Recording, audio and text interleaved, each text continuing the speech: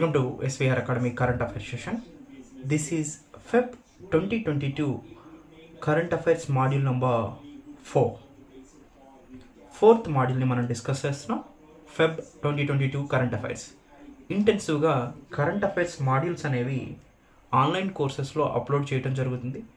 Group 1, group 2, group 4 and EO కోర్సెస్కి current affairs అనేది paper 1 most important రోల్ని play చేస్తుంది.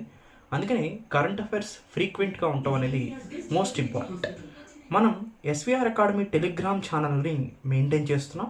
ఎస్విఆర్ అకాడమీ 6 అని టెలిగ్రామ్లో మీరు సెర్చ్ చేస్తే ఛానల్ వస్తుంది. దీంట్లో అందరూ సబ్స్క్రైబ్ అవ్వండి.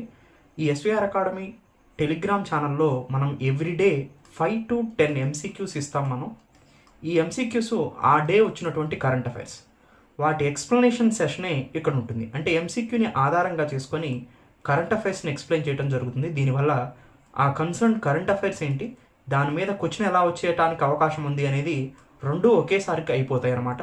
అది ఈ SVR academy current affairs module యొక్క ముఖ్య ఉద్దేశం. సో ఫస్ట్ కరెంట్ అఫైర్స్లోకి వెళ్తున్నాను. Australia has recently designated which species has endangered. So Australia ఇటీవల ఏ జాతిని అంతరించిపోతున్నదిగా పేర్కొన్నది అంటున్నారు. మనకి మోస్ట్ ఇంపార్టెంట్ ఏంటంటే international union of conservative nature, international union for conservation of nature అని IUCN అనే ఒక బాడీ ఉంటుంది. ఇది ఒక ఇంటర్ గవర్నమెంటల్ ఆర్గనైజేషన్. IUCN ఏం చేస్తుందంటే, సో ఫ్లోరా కానీ ఫోనా కానీ, జంతువులు కానీ వృక్షాలు కానీ అంతరించిపోతూ ఉంటే వాటిని సో ఎండేంజర్డ్ లిస్ట్లో పెడుతుంది అనమాట. రెడ్ లిస్ట్లో పెడుతుంది. అంటే వల్నరబుల్ అని, సో ఎండేంజర్డ్ అని, క్రిటికల్లీ ఎండేంజర్డ్ అని, ఎక్స్టింక్ట్ అని ఇలా పెడుతుంది అనమాట. అంటే వల్నరబుల్ నుంచి ఎండేంజర్డ్కి వెళ్తే వాటి యొక్క సంఖ్య తగ్గిపోతుందని అర్థం. అంటే అవి థ్రెట్లోకి వెళ్తానే అర్థం అనమాట. ఎండేంజర్డ్ నుంచి క్రిటికల్ ఎండేంజర్డ్కి వెళ్తే ఇంకా నంబర్ తగ్గిపోతుందని అర్థం. క్రిటికల్ ఎండేంజర్డ్ నుంచి ఎక్స్టింక్ట్ అంటే దాదాపుగా అవి అంతరించిపోవడానికి దాదాపుగా అంతరించిపోయినాయి అని చెప్పుకోవచ్చు ఎక్స్టింక్ట్ అంటే. సో అలా ఈ ఎండేంజర్డ్, క్రిటికల్ ఎండేంజర్డ్ అనేవి సో హయ్యెస్ట్ సెక్యూరిటీని ఇవ్వాలి అని అర్థం అనమాట. ఏ జంతువుకైనా ఎండేంజర్డ్ కానీ క్రిటికల్ ఎండేంజర్డ్ కానీ ఇస్తే. అలానే రీసెంట్గా ఆస్ట్రేలియా ఒక స్పీసీని, అంటే ఒక జంతువుని ఎండేంజర్డ్గా గుర్తించింది. ఆ జంతువు పేరు ఏంటంటే ఆస్ట్రేలియా ఫేమస్ అయినటువంటి కోలాస్. సో ఇలా ఉంటుందండి. ఇది కోలాస్ అనేది ఎక్కువగా వీటి యొక్క ప్రాంతం అనేది రీసెంట్గా డిస్టర్బ్ అయింది. మనం చూసాం ఆస్ట్రేలియాలో వైల్డ్ ఫైర్స్ జరిగినాయి, సో బుష్ ఫైర్స్ జరిగినాయి. సో వీటన్నిటి వల్ల హ్యాబిటెట్ లాసెస్ అనేది జరిగిందనమాట ఈ కోలాస్. సో ఈ కోలాస్ యొక్క అడల్ట్ వెయిటేజ్ మనం చూస్తే మేల్ పాపులేషన్ 4 నుంచి 14 kgs వరకు ఉంటుంది. ఫీమేల్ అయితే 4 నుంచి 10 kg వరకు ఉంటుంది. ప్రజెంట్ ఇప్పుడు 92,000 ఉన్నాయి 2021 లెక్కల ప్రకారం. సో వీటి యొక్క స్టేటస్ కన్జర్వేషన్ స్టేట్ అంటారంటే వీటిని రక్షించేటువంటి ఒక ట్యాగ్ ఏంటంటే ఎండేంజర్డ్. సో క్రిటికల్ ఎండేంజర్డ్ అంటే పెరుగుతూ ఉంటుంది. వల్నరబుల్ అంటే వాటి యొక్క ప్రొటెక్షన్ స్టేజ్. వల్నరబుల్ నుంచి ఎండేంజర్డ్కి పెరుగుతుంది. ఎండేంజర్డ్ నుంచి క్రిటికల్ ఎండేంజర్డ్ అంటే వాటిని ప్రొటెక్షన్ చేసుకోవాల్సినటువంటి మెజర్స్ పెంచాలనే ఉద్దేశం అనమాట. ఇది కోలాస్ అనేది యునిక్ టు ఆస్ట్రేలియా. ఆస్ట్రేలియాలోనే కనబడేటువంటి ఒక యునిక్ యానిమల్ అనమాట. సో ఇది ఎలుగుబంటి లాగా ఉండే చిన్న జంతువులాగా మనకు కనిపిస్తూ ఉంటుంది అనమాట. సో యూకలిప్టస్ ట్రీ మీద ఇవి మనకి ఎక్కువగా కనిపిస్తాయి. So up to 20 hours per day ఈ యూకలిప్టస్ ట్రీస్ మీదే మనకి ఇవి కనిపిస్తూ ఉంటాయి అన్నమాట. అసలు వీటి డైట్ని మనం చూస్తే యూకలిప్టస్ లీవ్స్ని, అంటే యూకలిప్టస్ యొక్క చెట్టు ఆకుల్ని తిని ఇవి ఎక్కువగా బ్రతుకుతాయి. అరౌండ్ 1/2 kg per day తింటూ ఉంటాయి అన్నమాట. సో ఎక్కువగా ఎందుకు ఇవి ఆస్ట్రేలియాలో ఎండేంజర్డ్గా మారినాయి, జంతువుల యొక్క నంబర్ బాగా తగ్గిపోవడానికి గల కారణం ఆస్ట్రేలియాలో రీసెంట్గా మనం చూసిన వైల్డ్ ఫైర్స్, బుష్ ఫైర్స్ జరిగినాయి. దాంట్లో చాలా కోలాసు లక్షల సంఖ్యలో ఇవి కాలిపోవటం జరిగిందనమాట. క్లైమేట్ చేంజ్, వాతావరణ మార్పుల్లో ముఖ్యంగా డ్రాట్, వాటర్ దొరకపోవటం, హీట్ వేవ్స్ ఎక్కువగా ఉండటం, సో దాంతోపాటు డిఫారెస్టేషన్, అడవులు ఎక్కువగా నరికివేయటం వల్ల, అర్బన్ డెవలప్మెంట్ ఎక్కువగా పట్టణాలు అభివృద్ధి చెందటం వల్ల, డిసీజెస్ ఎక్కువగా రీసెంట్గా రావటం వల్ల ముఖ్యంగా బుష్ ఫైర్స్ ప్రాథమిక కారణంగా మనం చెప్పుకోవచ్చు అనమాట. సో ఇది ఆస్ట్రేలియాలో ఉన్నటువంటి యునిక్ యానిమల్ అయిన కోలాస్ ఎండేంజర్లోకి వెళ్ళటానికి గల కారణాలు. సో ఎనీవే వల్నరబుల్ అనే స్టేటస్ని లాస్ట్ 10 years ఎగో ఇచ్చారు. ఇప్పుడు అది పెంచారు. వల్నరబుల్ అంటే పర్లేదు కొన్ని నెంబర్స్ ఉన్నాయని అర్థం. ఎండేంజర్డ్ అంటే ఇంకా తగ్గిపోయినాయి అని అర్థం. క్రిటికల్ ఎండేంజర్డ్ అంటే ఇంకా తగ్గిపోతున్నాయి అని అర్థం అనమాట. సో ఇది vulnerable, endangered, critically endangered. IUCN యొక్క రెడ్ లిస్ట్లో ఈ కేటగిరీస్ ఇస్తూ వెళ్తూ ఉంటారనమాట. ఎనీవే, సో కోలాస్ని ఎండేంజర్డ్గా ఆస్ట్రేలియా గుర్తించడం వల్ల ఇప్పుడు విత్ గ్రేటర్ ప్రొటెక్షన్ని తీసుకోవాలని అర్థం కోలాస్ని కాపాడటానికి. సో ఇది ఆస్ట్రేలియా రీసెంట్గా ఏ జంతువుని ఎండేంజర్డ్గా అనౌన్స్ చేసిందంటే కోలా. సో ఇక్కడ మనకి బయోడైవర్సిటీ అండ్ ఎకాలజీకి సంబంధించినటువంటి ఇంపార్టెంట్ కరెంట్ అఫైర్స్ అండి ఇది. Next question, which country is the host of one summit which was seen in the news recently? One summit ఆతిథ్యం ఇచ్చినటువంటి దేశం ఏదంటున్నారు? ఫ్రాన్స్. వన్ ఓషియన్ సమ్మిట్ అంటారు. ఇది ఫ్రాన్స్ ఆర్గనైజ్ చేసిందండి. ఎవరి కోఆపరేషన్తో ఆర్గనైజ్ చేసిందంటే United Nation and World Bank కోఆపరేషన్తో ఈ వన్ ఓషియన్ సమ్మిట్ని ఆర్గనైజ్ చేసింది. దీన్నే వన్ సమ్మిట్ అంటారు, వన్ ఓషియన్ సమ్మిట్. ఓషన్స్ మీద ఎందుకు కాన్సన్ట్రేషన్ చేయాలి అంటే మనకి ల్యాండ్తో పోల్చుకున్నప్పుడు, భూమితో పోల్చుకున్నప్పుడు సముద్రంలో ఓషియన్లో పెరిగేటువంటి నివసించేటువంటి so ocean biodiversity is very large when compared to the land biodiversity. అంటే సముద్రంలో ఉన్నటువంటి జీవ వైవిధ్యం, మొక్కలు కానీ జంతువులు కానీ సముద్రంలోనే ఎక్కువ ఉంటాయి భూమి మీద కన్నా కూడా. అందుకనే ఓషియన్ని ప్రొటెక్ట్ చేయడం అనేది మోస్ట్ ఇంపార్టెంట్. ఓషియన్ని ప్రొటెక్ట్ చేయకపోతే ల్యాండ్ను కూడా మనం ప్రొటెక్ట్ చేయలేము. అందుకనే వన్ ఓషియన్ సమ్మిట్ అనేది లేదా వన్ సమ్మిట్ అనేది ఫ్రాన్స్ రీసెంట్గా ఆతిథ్యం ఇచ్చింది. దీనికి ముఖ్యమైన కారణం ఓషియన్స్ని ప్రొటెక్ట్ చేయడమే. ఓషియన్స్ని ఎన్వైరన్మెంటల్ పొల్యూషన్ నుంచి కాపాడటం, ఓషియన్ యొక్క బయోడైవర్సిటీని ప్రొటెక్ట్ చేయటం, ప్లాస్టిక్ వ్యర్థాలని ఓషన్స్లోకి వెళ్ళకోకుండా చేయటం. సో ఇలా ఓషన్స్ని టోటల్గా ప్రొటెక్ట్ చేయటం కోసం ఈ వన్ ఓషియన్ సమ్మిట్ అనేది రీసెంట్గా ఫ్రాన్స్లో జరిగిందనమాట.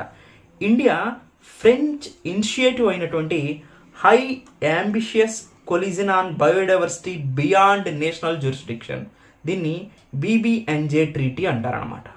దీన్నే ట్రీటీ ఆఫ్ హై సీస్ అని కూడా అంటారు. ఇది ఒక ఇంటర్నేషనల్ అగ్రిమెంట్, అంతర్జాతీయ ఒప్పందం. దేనికోసం? Conservation and sustainable use of marine biological diversity of areas beyond national jurisdiction. ఆ దేశం చేపట్టేటువంటి చర్యలే కాకోకుండా ఇది అన్ని దేశాలు సమానంగా తీసుకొని, అన్ని దేశాలు అంటే ఆ దేశ జ్యూరిస్డిక్షన్లోనే కాకోకుండా ఇది అందరి ఆస్తిగా, అందరి యొక్క వెల్ఫేర్గా భావించి ఓషియన్స్ని ప్రొటెక్ట్ చేయడానికి ముందుకు రావాలి అనేది ఓషియన్ బయోడైవర్సిటీని, ఓషియన్ సముద్రాలు, సముద్రంలో నివసించే జంతువులు, సముద్రంలో నివసించేటువంటి మొక్కలు, వీటన్నిటినీ కాపాడితేనే మానవాళి సుభిక్షంగా ఉంటుంది. దాంతోపాటు క్లైమేట్ చేంజ్ జరగకోకుండా ఉంటుంది. వాతావరణ మార్పులకి ముఖ్యమైన కారణం ఓషన్స్ ఎక్కువగా టెంపరేచర్స్ ఇంక్రీజ్ అవటం అనమాట. సో వీటన్నిటిలో భాగంగా ఈ BBNJ అంటే బయోడైవర్సిటీ బియాండ్ నేషనల్ జ్యూరిస్డిక్షన్ అనే ట్రీటీ ఆఫ్ ఐసీస్ అని కూడా దీన్ని అంటారు. సో ఈ ట్రీటీ మొత్తం ఫ్రెంచ్ ఇనిషియేటివ్ అనమాట. దీని యొక్క ముఖ్య ఉద్దేశం మెరైన్ బయోలాజికల్ డైవర్సిటీని ప్రొటెక్ట్ చేయటమే. సో బియాండ్ నేషనల్ జ్యూరిస్డిక్షన్ అనమాట. ప్రైమ్ మినిస్టర్ నరేంద్ర మోడీ కూడా ఈ కాన్ఫరెన్స్లో వర్చువల్గా అడ్రస్ చేశారు. ఇండియా ఏం కమిట్మెంట్ ఇచ్చిందంటే ఎలిమినేటింగ్ సింగిల్ యూజ్ ఆఫ్ ప్లాస్టిక్ని కంప్లీట్గా ఎలిమినేట్ చేస్తామని సో ఇండియా కమిట్ అయిందనమాట. సో ఎనీవే, ప్లాస్టిక్ వల్ల ఏంటి అంటే సపోజ్ మనం ల్యాండ్ మీద ప్లాస్టిక్ని ఎక్కువగా వాడుతున్నాం. ప్లాస్టిక్ అనేది ఎక్కువగా నాన్ డిగ్రేడబుల్. సో డిగ్రేడ్ అవ్వాలంటే అవి అంటే భూమిలో కలిసిపోవాలంటే ఎక్కువ కాలం పడుతుంది. నాన్ డిగ్రేడబుల్ కాబట్టి వర్షం వచ్చినప్పుడు నదుల ద్వారా ఈ ప్లాస్టిక్ అంతా కూడా ఓషన్స్లోకి వెళ్తుంది. సముద్రంలోకి ఈ ప్లాస్టిక్ ఎప్పుడైతే వెళ్ళిందో సముద్రంలో ఉన్న జీవులు వీటిని కన్జ్యూమ్ చేశాయనుకోండి, ఆ బాడీలోకి వెళ్తాయి. సపోజ్ ఫిష్ తిందనుకోండి, ఆ ఫిష్ని మళ్ళీ మనం తింటాం. అప్పుడు ఈ ప్లాస్టిక్ అంతా మన శరీరంలోకి వచ్చేస్తుంది. ఇలా క్యాన్సర్స్ ఎక్కువగా కావడానికి కూడా కారణం ఇదే అనమాట. సో ఇలాంటి ప్రాబ్లమ్స్, అంటే మనం క్రియేట్ చేసినటువంటి ప్లాస్టిక్ ప్రాబ్లం మనకే హాని చేస్తుంది. సో ఈ వరల్డ్ మొత్తాన్ని నాశనం చేస్తుంది. సో ఇది మొత్తం మీద దీని యొక్క సారాంశం ఏంటంటే ఓషన్ యొక్క బయోడైవర్సిటీని ప్రొటెక్ట్ చేయడమే బియాండ్ నేషనల్ జ్యూరిస్డిక్షన్స్. సో ఇది బయోడైవర్సిటీ అండ్ ఎకాలజీకి సంబంధించినటువంటి ఇంపార్టెంట్ కరెంట్ అఫైర్స్ అండి. Next current affairs, Belarus is bordered by which sea? Belarus అనే ఒక దేశం ఉందండి. రీసెంట్గా ఇది మనకు న్యూస్లో ఉంది. ఎందుకంటే రష్యన్ ఫోర్సెస్ని బెలారస్లో డిప్లాయ్ చేశారు. దానికి గల కారణం ఏంటంటే ఉక్రెయిన్కి బెలారస్ అనేది రష్యా యొక్క క్లోజ్ ఫ్రెండ్. మనం ఉక్రెయిన్ చూస్తే ఉక్రెయిన్ని ఆఫ్గా చేసినట్టయితే ఈ ఈస్ట్ పార్ట్ ఏదైతే ఉందో tilted towards Russia, west part ఏదైతే ఉందో యూరోపియన్ యూనియన్కి మద్దతు ఇచ్చేటువంటి ఆఫ్ ది స్టేట్ అనమాట. ఉక్రెయిన్లో ఇప్పుడున్న ప్రెసిడెంట్ కూడా యూరోప్ యూనియన్కి, వెస్ట్రన్ కంట్రీస్కి సపోర్ట్ చేసే ప్రెసిడెంట్, రష్యాకి కరెక్ట్గా సపోర్ట్ చేసే ప్రెసిడెంట్ కాదు. అందుకనే ముఖ్యంగా ఈ ప్రెసిడెంట్ని దింపేసి ఉక్రెయిన్ని స్ట్రాటజిక్ ప్లేస్ అనమాట రష్యాకి. ఎందుకంటే ఇది గేట్ వే లాగా ఉంటుంది వెస్ట్రన్కి ఓపెన్ కోసం. రష్యా ఇంపోర్ట్ ఎక్స్పోర్ట్ చేసుకోవాలన్నా కానీ ఇది గేట్ వే లాగా ఉంటుందన్నమాట. అంటే రష్యా ఎకనామికల్గా సస్టైన్ అవ్వాలన్నా, స్ట్రాటజిక్ బ్యాలెన్స్ని మెయింటైన్ చేయాలన్నా కానీ ఉక్రెయిన్ అనేది నాటోలో జాయిన్ అవ్వకూడదు, యూరోపియన్ యూనియన్కి టిల్ట్ అవ్వకూడదు, రష్యాకి సపోర్ట్ చేయాలి. వీటన్నిటి ఉద్దేశంతో రష్యా చెప్పినట్టు ఉక్రెయిన్ వినాలి. కాబట్టి ఉక్రెయిన్లో ఉన్న ప్రజెంట్ ప్రెసిడెంట్ ఎవరైతే ఉన్నారో ఆయన టిల్టెడ్ టువార్డ్స్ యూరోపియన్ యూనియన్ కాబట్టి సో అక్కడ ఉన్నటువంటి ప్రెసిడెంట్ని దింపివేయడంతో పాటుగా ఉక్రెయిన్ని తన సొంత హ్యాండ్స్లోకి తెచ్చుకుంటే స్ట్రాటజికల్గా, ఎకనామికల్గా గెయిన్ అవ్వటానికి రష్యాకి ఎక్కువగా అవకాశం ఉంటుందన్నమాట. అందుకని ఉక్రెయిన్ని ఆక్యుపై చేయడానికి 3 వైపుల నుంచి అటాక్ చేయడం కోసం బెలారస్ని ఒకదాన్ని ఎంచుకోవడం జరిగింది. బెలారస్ అనేది ల్యాండ్ లాక్డ్ కంట్రీ అనమాట. Belarus president pro Russian president. Russia ఏం చెప్తే ఈ బెలారస్లో అక్కడ అది జరుగుతుంది. అందుకని బెలారస్ వైపు నుంచి ఉక్రెయిన్ని అటాక్ చేయడం కోసం ఇక్కడ ట్రూప్స్ని బిల్డప్ చేయడం జరిగింది రష్యా. అప్పుడు బెలారస్ అనేది మనకు న్యూస్లో ఉంది. బెలారస్ అనేది ల్యాండ్ లాక్డ్ కంట్రీ. ఎటువైపు కూడా ఓషన్ అనేది మనకు కనిపించదు. ఉక్రెయిన్ కింద మనకి బ్లాక్ సీ ఉంటుంది. దాంట్లో మనకి క్రిమియా అనే పెనిన్సులా ఉంటుంది. అది రీసెంట్గా 2014లో రష్యా ఆ క్రిమియాని ఆక్యుపై చేసింది. అంతకు ముందు వరకు కూడా ఉక్రెయిన్ హ్యాండ్స్లో ఉండేది ఆ పెనిన్సులా, ఆ ద్వీపకల్ప పీఠభూమి. ప్రజెంట్ ఇప్పుడు క్రిమియా పెనిన్సులా కూడా రష్యా కిందకి వెళ్ళిపోయింది. ఎనీవే బెలారస్ చుట్టూ Lithuania, Latvia, Russia, Poland, Ukraine are the boundaries of Belarus. Belarus have no sea border. అంటే ఎటువంటి సముద్ర సరిహద్దు లేని దేశం బెలారస్. It is a landlocked country. అంటే అన్ని చుట్టుపక్కల మొత్తం కూడా దేశాలతోనే నిండి ఉంది, కానీ ఎటువంటి సముద్రంతో దీనికి లింకేజ్ లేదనమాట. Belarus is bordered by which sea అంటే there is no sea border with Belarus. Anyway international రిలేషన్కి సంబంధించినటువంటి ఇంపార్టెంట్ కరెంట్ అఫైర్స్.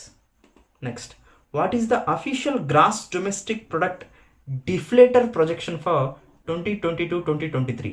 2022-23కి అధికారిక స్థూల దేశీయోత్పత్తి డిఫ్లేటర్ ప్రొజెక్షన్ ఎంత అని అడుగుతున్నారు. అసలు జీడిపి డిఫ్లేటర్ అనే ఒక కాన్సెప్ట్ ఉంటుందండి. జీడిపి డిఫ్లేటర్ అంటే ఏంటంటే nominal GDP by real GDP into 100 వేస్తే జీడిపి డిఫ్లేటర్ వస్తుందన్నమాట. జీడిపి డిఫ్లేటర్, నామినల్ జీడిపి అంటే ఏంటి, రియల్ జీడిపి అంటే ఏంటి? నామినల్ జీడిపి అంటే ఇన్ఫ్లేషన్తో పాటుగా మనం జీడిపిని క్యాలిక్యులేట్ చేస్తే దాన్ని నామినల్ జీడిపి అంటారు.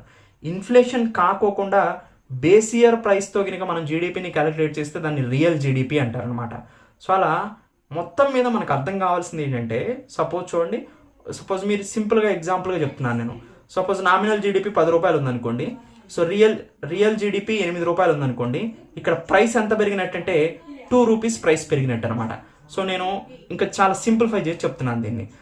అంటే జీడిపి డిఫ్లేటర్ని ఏమి ఇండికేట్ చేస్తుంది అంటే ప్రైస్ రైజ్ అవుతుందా లేదా అనేది ఇండికేట్ చేస్తుంది అనమాట. జీడిపి డిఫ్లేటర్ అనేది డిక్రీజ్ అయితే ప్రైసెస్ ఫాల్ అయినట్టు అర్థం, ఇండికేట్ ఫాలింగ్ ప్రైసెస్. మొత్తం మీద మనకి జీడిపి డిఫ్లేటర్ అనేది 100 బేసిస్ పాయింట్ మీద చెప్తారు. దానికన్నా ఎక్కువగా ఉందనుకోండి అప్పుడు ఇన్ఫ్లేషన్ ఉందని అర్థం. తక్కువగా ఉంటే ఇన్ఫ్లేషన్ అనేది తగ్గుతుందని అర్థం అనమాట. ఎనీవే, ఇన్ఫ్లేషన్ అంటే ద్రవ్యోల్బణం. ఒక వస్తువుల యొక్క ధరల స్థాయిలో పెరుగుదలను మనం ద్రవ్యోల్బణం అంటారు.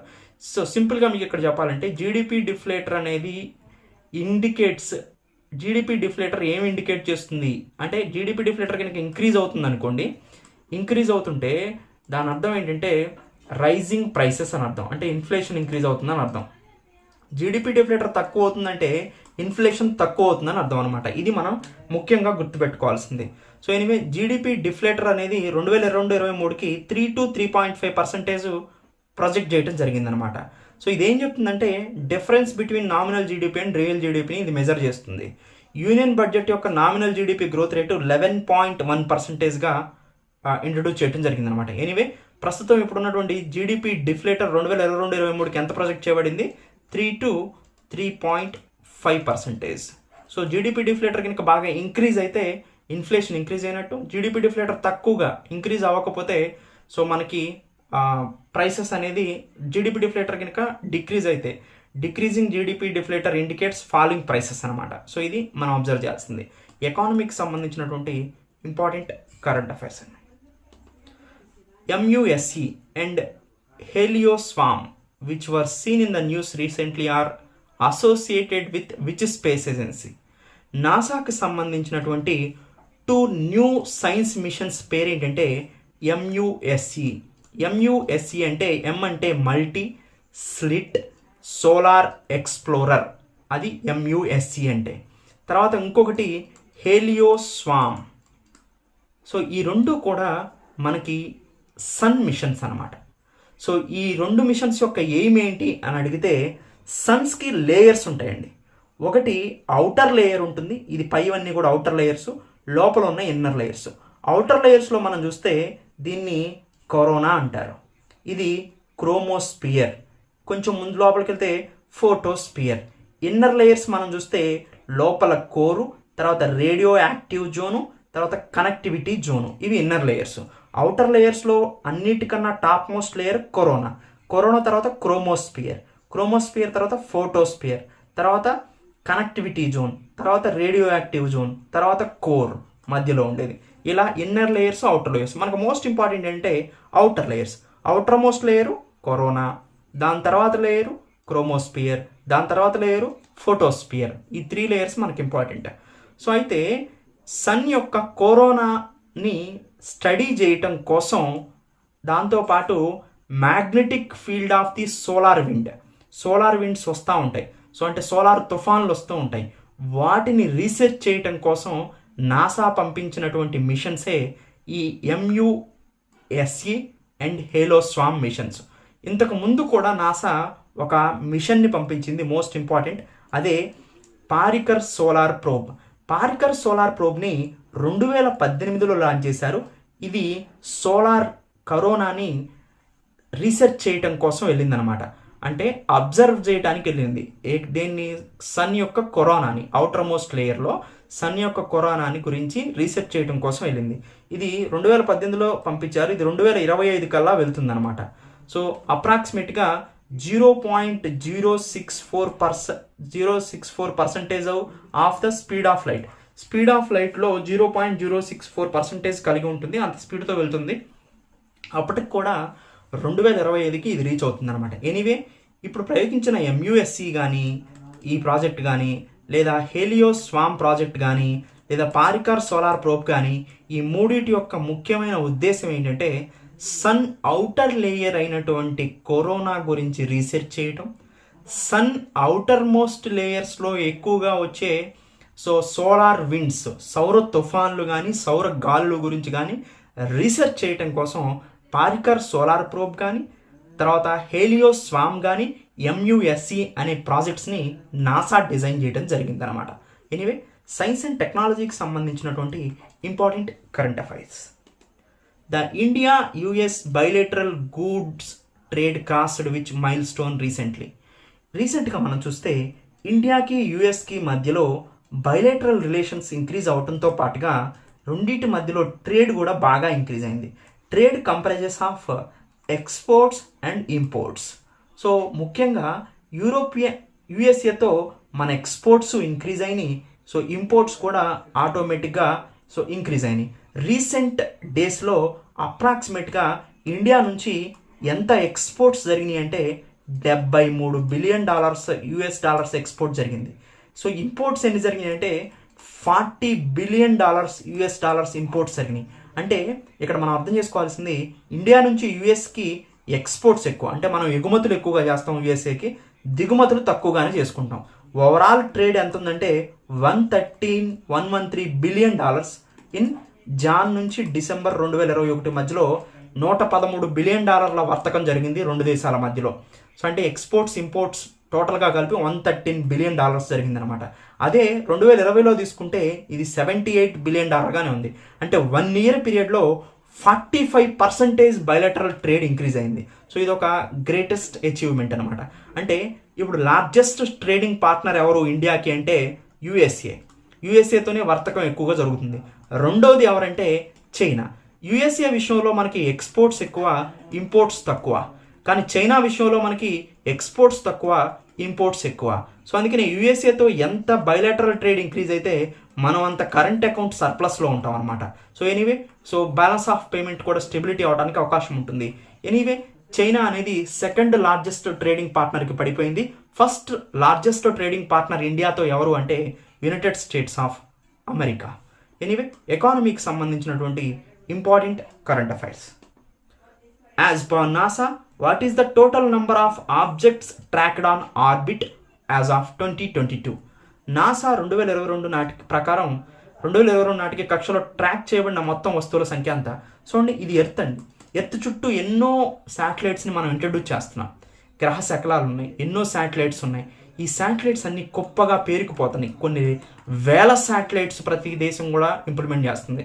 మనం చూస్తే ఇప్పటి వరకు 25,000 టోటల్ ఆబ్జెక్ట్స్ని ఫైండ్ అవుట్ చేసినట్టుగా నాసా రీసెంట్గా ఒక రిపోర్ట్లో చెప్పింది. 600 కిలోమీటర్ల లోపు 6,100 ఆబ్జెక్ట్స్ని నాసా ఫైండ్ అవుట్ చేసింది.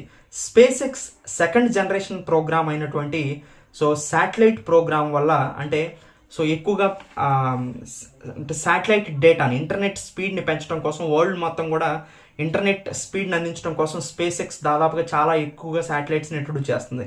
దానివల్ల 30,000 శాటిలైట్స్ని ఫ్యూచర్లో ఇన్స్టాల్ చేయడానికి అవకాశం ఉందన్నమాట. ఇవన్నీ కూడా స్పేస్ జంక్గా మారిపోవడానికి అవకాశం ఉంది. ఫర్దర్గా ఫ్యూచర్లో ఎవరైనా మ్యాన్ మేడ్ మిషన్స్ కనుక ప్రయత్నం చేస్తే వాటికి స్పేస్ ఆబ్జెక్ట్స్ అన్ని అడ్డం రావడానికి అవకాశం ఉందన్నమాట. ఈవెన్ అమెజాన్ కూడా కన్సర్న్స్ చెప్పింది, క్యూపర్ సిస్టమ్ వాళ్ళ ఇన్స్టాలేషన్ అయినటువంటి క్యూపర్ సిస్టమ్ కూడా ఎఫెక్ట్ అవ్వడానికి అవకాశం ఉందని. మొత్తం మీద స్పేస్ డెబ్రిస్, స్పేస్ జంక్ బాగా ఇంక్రీజ్ అవుతుంది శాటిలైట్స్తో. సో ఇది మేజర్ ప్రాబ్లం అనమాట. దాదాపుగా 25,000 ఆబ్జెక్ట్స్ ఫైండ్ అవుట్ చేసినట్టుగా నాసా రీసెంట్ రిపోర్ట్లో తెలియజేసింది.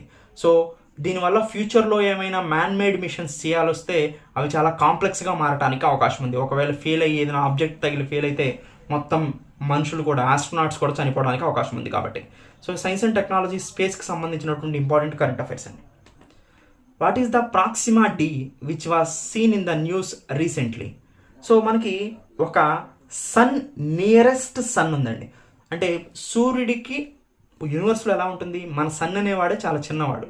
సన్ చుట్టూ 8 ప్లానెట్స్ ఆర్బిట్ అవుతూ ఉన్నాయి. సో దీన్ని మనం సోలార్ సిస్టమ్ అంటారు. ఇలాంటి సోలార్ సిస్టమ్ లక్షల కోట్లు ఉన్నాయి. ఇలాంటి సోలార్ సిస్టమ్ అన్నిటిని కలిపి యూనివర్స్ అంటారు. యూనివర్స్లు అన్నిటిని కలిపి గెలాక్సీలో ఉంటాయి. సో ఇలా మనకి ఇది ఇన్ఫైనైట్ అనమాట. అలాంటి సోలార్కి అంటే మన సూర్యుడికి దగ్గరలో ఉన్నటువంటి ఇంకొక సూర్యుడి పేరు ఏంటంటే ప్రాక్సిమా సెంచురీ. ఈ ప్రాక్సిమా సెంచురీ చుట్టూ తిరిగే ఒక ప్లానెట్ని ఫైండ్ అవుట్ చేశారు. దాని పేరు ఏంటంటే ప్రాక్సిమా డి. ఇది 3వ డిటెక్టెడ్ సిస్టమ్ అనమాట. అంటే ఇప్పటివరకు ఈ ప్రాక్సిమా డి చుట్టూ 3 తిరుగుతున్నటువంటి గ్రహాలను కనిపెట్టారు. So anyway it is among the lightest of the exoplanet discovered so far. Exoplanet అంటే మోస్ట్ ఇంపార్టెంట్. ప్లానెట్ అంటే భూమి చుట్టూ తిరిగేది. ఎక్సో ప్లానెట్ అంటే మన సూర్యుడి కాకోకుండా ఇతర సూర్యుల చుట్టూ తిరిగేటువంటి గ్రహాలని మనం ఎక్సో ప్లానెట్ అంటారు.